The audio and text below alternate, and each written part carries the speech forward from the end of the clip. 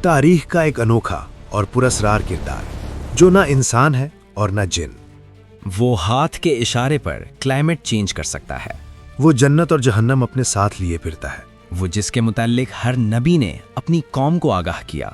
वो रहता हमारे प्लेनेट पर है, मगर वहां तक साइंस की भी रसाई नहीं है।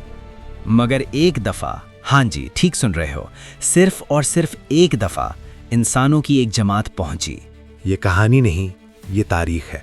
ये अफसाना नहीं, ये वो सच है जिसे सुनकर नबी करीम सल्लल्लाहु अलैहि वसल्लम खुद मिंबर पर बैठ गए।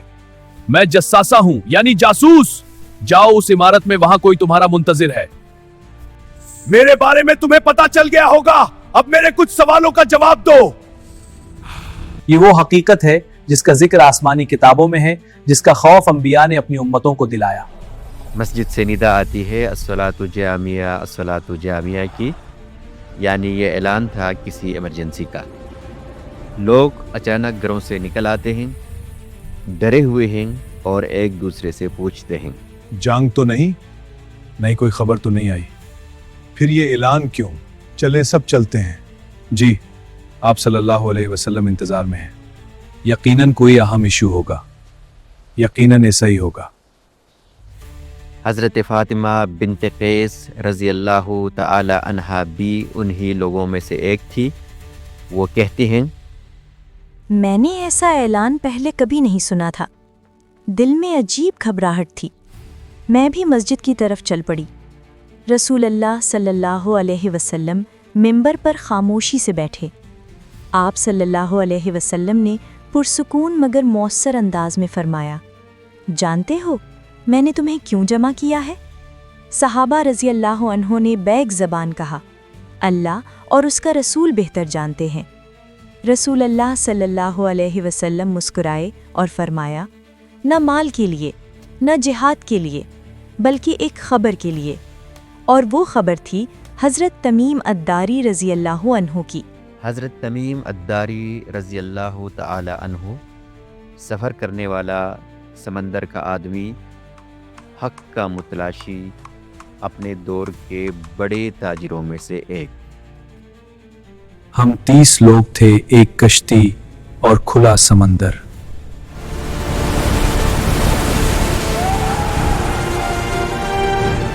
लंगर काबू में नहीं, सिमत खत्म हो गई है। अल्लाह पर भरोसा रखो। एक दिन, 2 दिन, 10 दिन, पूरा महीना कभी इधर कभी उधर भटकते रहे। भूख और प्यास से बेहाल हो गए, रो रो कर अल्लाह से फरियाद करते रहे, बहुत भूख लग रही है, हम तो मर जाएंगे। या अल्लाह तेरा ही आसरा है।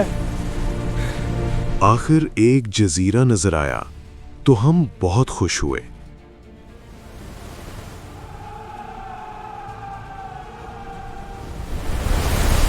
या अल्लाह तेरा शुक्र है, कोई उम्मीद तो नजर आ रही है।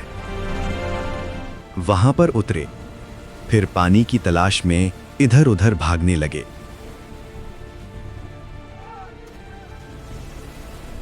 चलो सब जल्दी पानी ढूंढते हैं।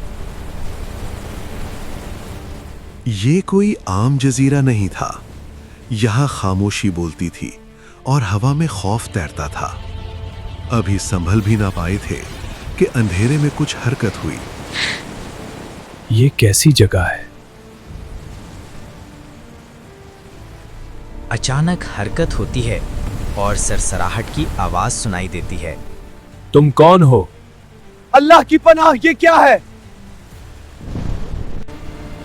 मैं जस्सासा हूं। तू क्या है? सच बताओ, इंसान हो या जिन? जाओ, उस इमारत में एक है जो तुम्हारा इंतजार कर रहा है। चंद कदम के फासले पर एक गार नुमा इमारत दिखाई दी। हम वहां पहुंचे, दिल घबरा रहा था मगर हिम्मत की। वो दरअसल एक कैद खाना था जहां पर एक देव हैकल मखलूक बंदी हुई थी। जब हम वहां पहुंचे तो दरवाजा खुला और सवालों जवाब का सिलसिला शुरू हुआ। वहां बंदी हुई उस मखलूक ने कई एक सवाल किए और हमने उनका जवाब भी दिए। ये तो इंसान लगता है।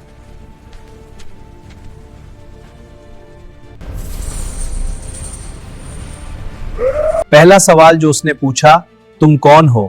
ہم نے کہا ہم عرب کے باشندے ہیں۔ ہم ایک بڑی کشتی میں سفر کر رہے تھے۔ سمندر میں طوفان آیا اور 1 ماہ تک رہا۔ اس کے بعد ہم اس جزیرہ میں آئے تو ہمیں ایک جانور نما مخلوق تمہارے پاس لے کر آئی ہے۔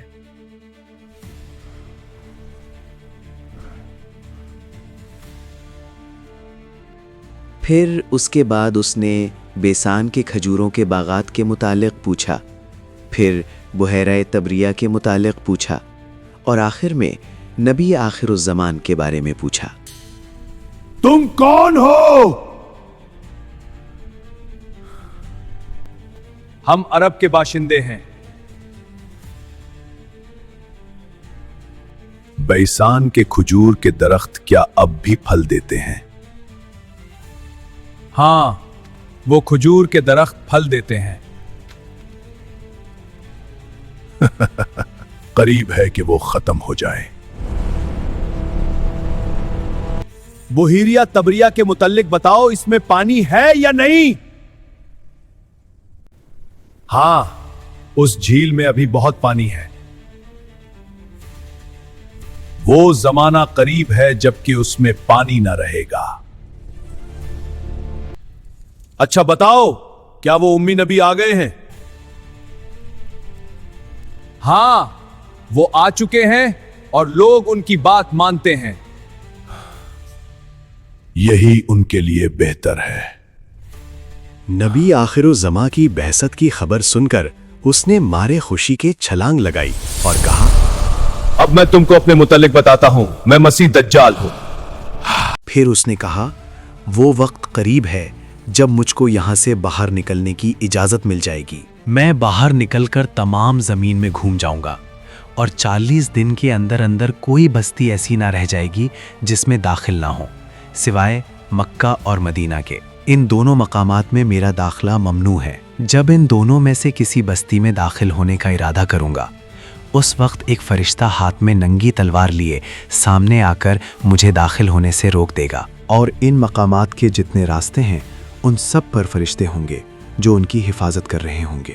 تمیم الداری رضی اللہ تعالی عنہ اس سفر سے واپس آئے اور سب کچھ بیان کیا۔ فاطمہ بنت قیس رضی اللہ تعالی عنہا کہتی ہیں، رسول اللہ صلی اللہ علیہ وسلم نے اپنی لکڑی منبر پر مار کر فرمایا، دیکھو، کیا یہی بات میں نے پہلے کبھی تم سے بیان نہیں کی تھی؟ لوگوں نے کہا، جی ہاں، آپ نے بیان فرمائی تھی۔ اس کے بعد فرمایا، دیکھو، وہ بحر شام یا بحر یمن بلکہ مشرق کی جانب ہے، اور اسی طرف ہاتھ سے اشارہ فرمایا۔ حضرت حذیفہ رضی اللہ عنہ کی ایک روایت میں ہے، آپ صلی اللہ علیہ وسلم نے فرمایا، جب دجال ظاہر ہوگا تو اس کے ساتھ آگ اور پانی دونوں ہوں گے۔ جو چیز تمہیں آگ نظر آئے گی وہ دراصل ٹھنڈا اور میٹھا پانی ہوگی، اور جو چیز پانی دکھائی دے گی وہ حقیقت میں جلانے والی آگ ہوگی۔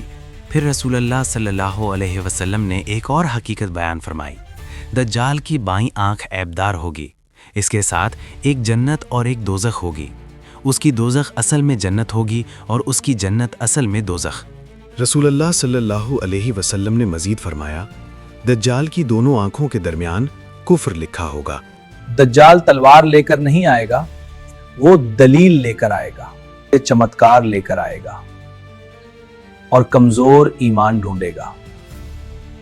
اگر آج وہ آ جائے تو کیا ہم پہچان لیں گے، یا جساسہ ہمیں بھی کسی دروازے کی طرف لے جائے گی؟ یہ کہانی نہیں، یہ تاریخ ہے، یہ افسانہ نہیں، یہ وہ سچ ہے جسے سن کر نبی صلی اللہ علیہ وسلم خود منبر پر بیٹھ گئے۔ اللہم انی اعوذ بک من عذاب القبر واعوذ بک من فتنة المسیح الدجال واعوذ بک من فتنة المحیا والممات اللہم انی اعوذ بک من المأثم والمغرم۔